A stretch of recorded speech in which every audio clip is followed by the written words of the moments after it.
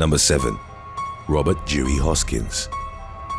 During the 1980s and 1990s, Madonna was among the world's most famous pop icons, a status that came with numerous fans, at least one of whom developed a dangerous obsession for the singer.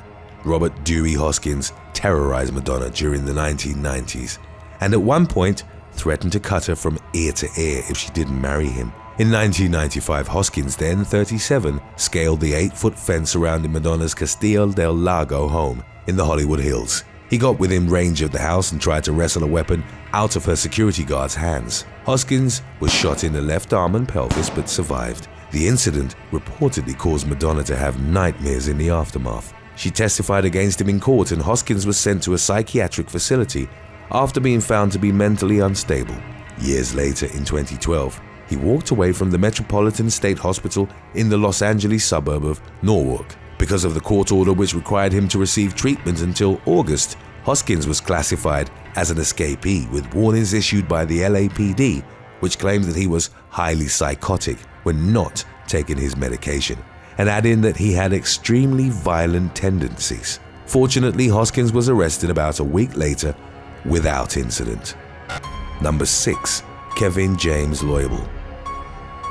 Singer Christina Grimmie first gained popularity by uploading covers of popular songs to her YouTube channel, which, following the release of her debut album in 2011, reached 1 million subscribers. Grimmie was also a contestant on the 6th season of The Voice US, where she impressed judges Adam Levine and Lil Wayne to the extent that both announced they'd sign her to their labels, regardless of the show's results. Before her promising career could come to fruition, Grimmie was murdered by a fan. 27-year-old Kevin James Loibl reportedly lived like a hermit in St. Petersburg, Florida, covering his bedroom windows with heavy curtains and aluminium foil due to what was described as an aversion to light. According to Chris Dennington, reported as Loibl's only friend, he'd become fixated on Grimmie and watched everything that had to do with her. Even though he was an atheist, he told Dennington he saw God in Grimmie, herself a Christian. Loibl modeled himself into the type of person to whom he thought she would be attracted. He got hair plugs, whitened his teeth, and had eye surgery. In addition to losing 50 pounds, Loibl unwaveringly believed that he would be together with Grimmie, referring to her as his soulmate, and got angry whenever anyone claimed his expectations to be unrealistic. 5 days before Grimmie was due to have a concert in Orlando, Loibl visited Dennington and told him he was tired and ready to ascend. On June the 10th of 2016, he took a taxi to Orlando, armed with 2 guns, extra ammunition, and a large hunting knife. Grimmie was signing autographs after the performance when she was approached by Loibl at around 10:24 p.m. As she went to give him a hug, he pulled out a 9mm Glock and shot her once in the head and twice in the chest. He was then tackled by Grimmie's brother, but broke free, backed up against the wall, and fatally shot himself in the head. At around 11 p.m., Grimmie too was pronounced dead. Number 5. Dua Lipa incident. In March of 2021, singer-songwriter Dua Lipa was filming a perfume commercial in Ciudad de Mexico at the Prim Public Project facilities. Fans somehow got word of the shoot, and a group was waiting for the singer outside the building. Fences were placed at the exit, meant to separate the fans from Lipa, as she came out escorted by members of her security team. Then, as they were heading towards the car, 2 overzealous fans climbed over the fence and charged towards Lipa. The incident was caught on a video and showed them either pushing or trying to grab the singer. Security intervened and kept them off, even as one man tried following Lipa into the vehicle. She emerged from the incident unscathed but was visibly distressed by the situation. Number 4. Nathan Gale. Pantera is often ranked among the most influential heavy metal bands in history, having sold over 20 million records worldwide and having been nominated for multiple Grammy Awards. 25-year-old Nathan Gale had been a fan of Pantera since high school and ultimately developed a fixation for the band following its breakup in 2003.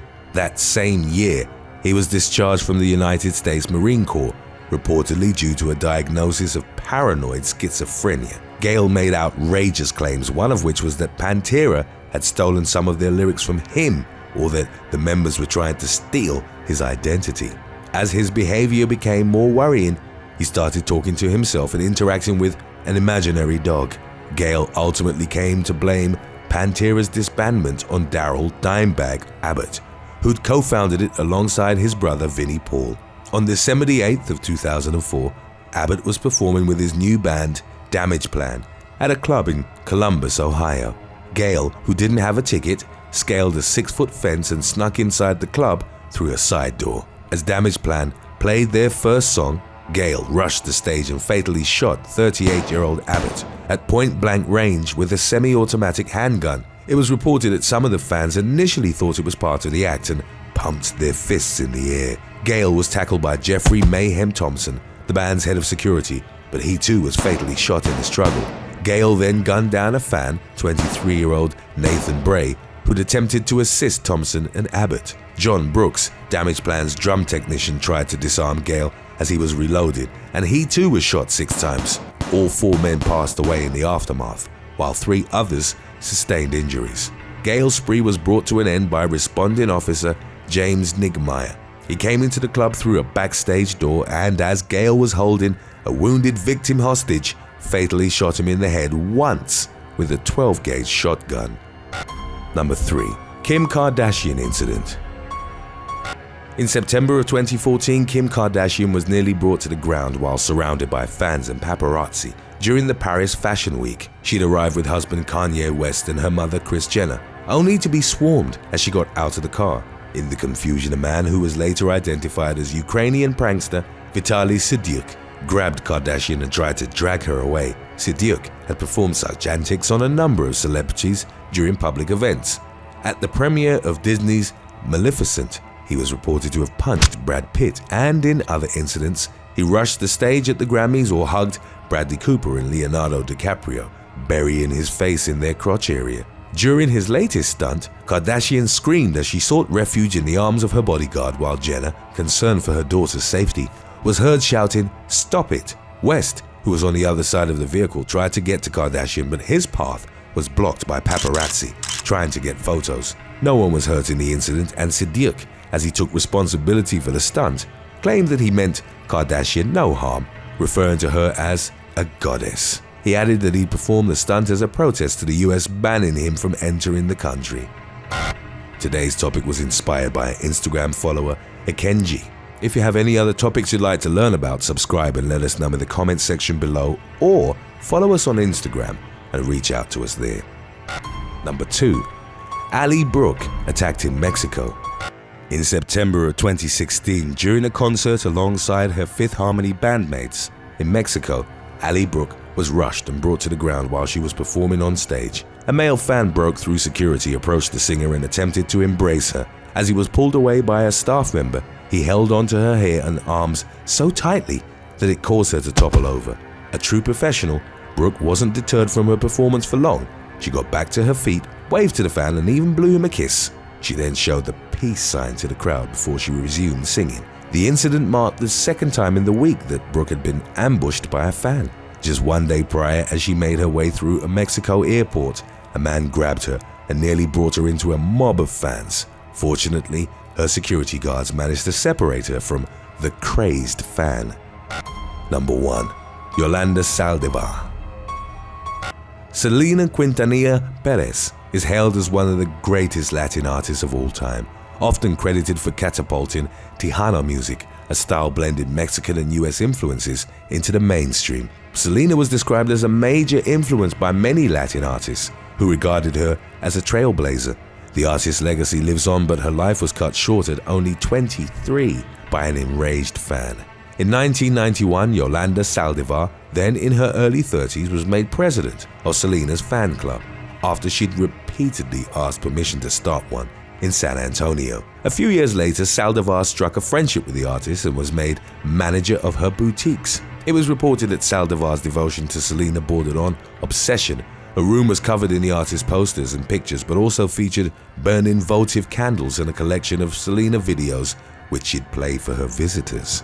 By her own account, she wanted to be like Selena and was possessive in her relationship with the artist, constantly trying to distance her from other employees. In January of 1995, Selena's father, who was also her manager, started receiving angry letters and phone calls from fans who claimed to have paid their enrollment fees for the club but received none of the promised memorabilia.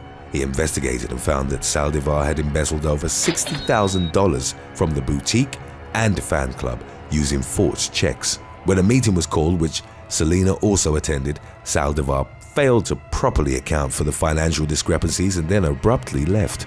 The day after she'd been replaced as head of the fan club, Saldivar bought a .38 caliber revolver and hollow point bullets designed to do more damage. With the imminent termination of her employment, Saldivar had held on to important financial documents. She used them to lure Selena to a Days Inn in Corpus Christi, Texas. The artist arrived at the motel on March the 31st of 1995, but Saldivar told her that she'd been abused in Mexico, and she agreed to take her to a hospital. While there, Selena became frustrated as Saldivar gave staff a different story about the abuse. When the two women returned to the motel, they started arguing, with Selena telling Saldivar that she couldn't be trusted anymore and demanding the financial papers.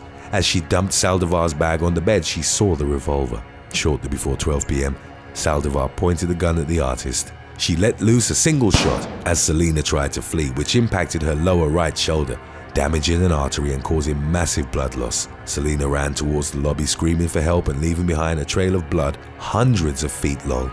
Ambulances were quick to the scene and tried to revive her, but she succumbed to hypervolemic shock and cardiac arrest. In a trial that received extensive media attention, Saldivar claimed that she accidentally shot Selena while trying to take her own life. After being found guilty of murder, she was sentenced to life in prison and will be eligible for parole in March of 2025. Selena's violent death sent shockwaves across the Latino community and beyond. All major televisions stopped their regular broadcasting to break the news. She was mourned by millions, with reactions compared to those following the death of JFK or John Lennon. Her birthday, April the 16th, was announced as Selena Day in her native Texas by then-Governor George W. Bush. Thanks for watching.